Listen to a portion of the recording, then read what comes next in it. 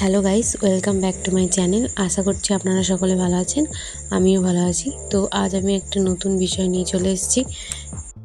বাংলা সিনেমার most anticipatory একটি movie ধূমকেতু, যেটির ট্রেলারটি গতকালই রিলিজ হয়েছে। তো আমার একটু লেট হয়ে গেল ট্রেলারটি রিভিউ দেওয়ার জন্য। তো আশা করছি আপনারা এর মধ্যেই অনেকে দেখে নিয়েছেন। তো যারা দেখেছেন তারা অবশ্যই আমাকে কমেন্টে জানাবেন আপনাদের কেমন লেগেছে। তো শুরু করা যাক ধূমকেতুর ট্রেলার নিয়ে। তো গাইস, ট্রেলারটা আমার পার্সোনালি খুবই ভালো লেগেছে।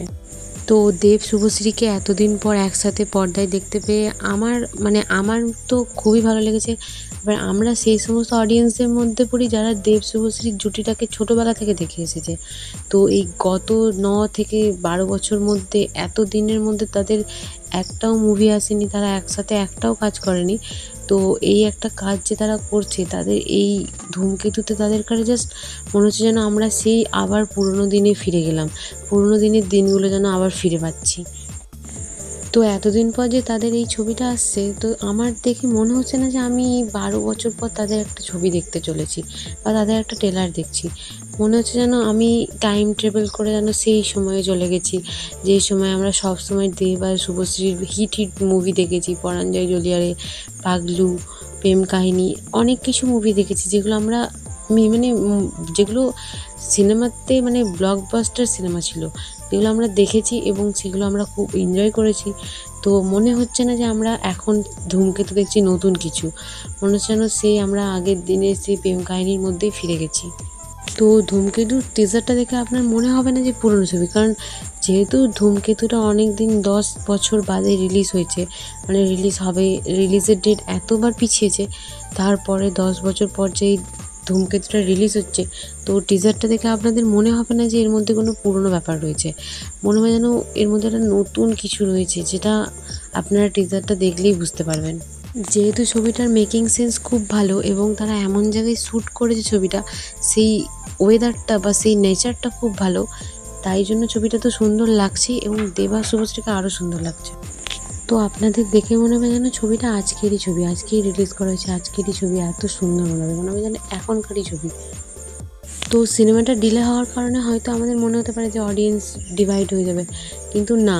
কারণ আমার যা মনে হয় যে সিনেমাটা ডিলে হওয়ার সত্ত্বেও এই যে জুটি যেটা 10-12 বছর পর ফিরে আসছে, তো সেটাকে দেখার জন্য অডিয়েন্স আরও বেশি গ্রেসফুল। এবং যেটা এখনকার যুগে আসছে সেই 10 বছর আগেকার ছবি, সেটা দেখার জন্য মানুষ সত্যি আরও বেশি বেশি ইন্টারেস্টেড। তো কয়েকদিন আগে যখন দেব আর শুভশ্রী একসাথে টিজার অ্যানাউন্সটা করেছিল ধূমকেতুর, তো সেটা পার্সোনালি আমার সত্যি খুব ভালো লেগেছিলো। কারণ যাই হোক, ফিল্মের জন্য অন্তত তাদের দুজনকে আবার আমরা একসাথে দেখতে পাচ্ছি। তো টিজারটা দেখে আমরা যেটা বুঝতে পারছি যে 9 বছর ধরে একজন পালিয়েই বেড়াচ্ছে এবং তার আর মৃত্যুর ভয় নেই। তো সে আস্তে আস্তে বৃদ্ধ হয়ে যাচ্ছে। তার বৃদ্ধ হওয়ার সত্ত্বেও সে জিম করছে, শারীরিক পরিচর্যা করছে এবং তার জন্য কেউ একজন ওয়েট করছে। সেই যে একটা নেচারের ওয়েদার, সেই যেখানে শ্যুট করা হয়েছে সেটার যে একটা অ্যাম্বিয়েন্স, সেটা দেখে আমাদের সত্যি ট্রেলারটা আরও বেশি ভালো লাগছে। এবং সে তার অপেক্ষা করতে করতে আস্তে আস্তে সে বৃদ্ধতে পরিণত হচ্ছে এবং তার সত্ত্বেও সে সেই মানুষটার কাছে ফিরে যেতে পারছে না।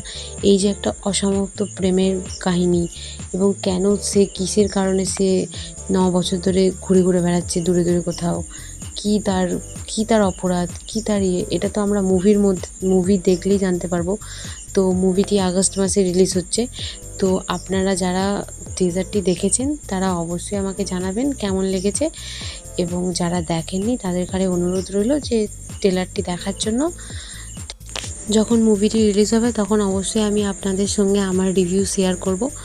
তো ভিডিওটি যদি ভালো লেগে থাকে অবশ্যই লাইক, কমেন্ট, শেয়ার এবং চ্যানেলটিকে সাবস্ক্রাইব করে দেবেন। Thank you so much for watching.